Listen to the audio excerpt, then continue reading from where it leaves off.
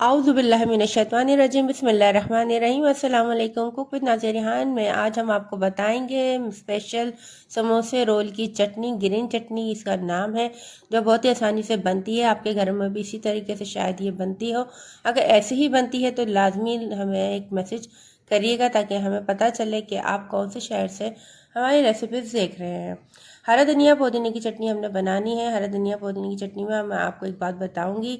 इससे पहले हम बता देते हैं हमने क्या क्या लिया है। 4 हरी मिर्चें ली हैं, 1 टीस्पून सफ़ेद ज़ीरा लिया है, इमली का पेस्ट लिया है 4 टेबल स्पून, और लहसुन के 5 जवे लिए हैं। लहसुन ज़रूर डालिएगा, बहुत ही अच्छा सा फ्लेवर अगर आपको इस ग्रीन चटनी में चाहिए। अब इन सारे चटनी को हम पीस लेंगे।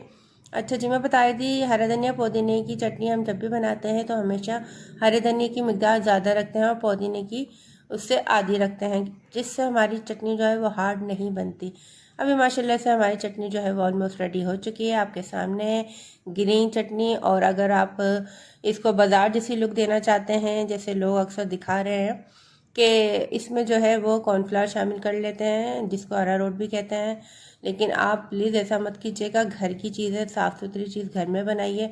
और रमज़ान वैसे एक नाजुक महीना होता है, इसमें पूरे रोज़े रखने की अल्लाह पाक सबको तौफीक दे, आमीन। इसलिए आप इस तरह की कोई चीज़ इसमें मत ऐड कीजिएगा। नेचुरल तरीके से बनाइए, कुदरती तरीके से चटनी बनाइए और अपने घर वालों को खिलाइए।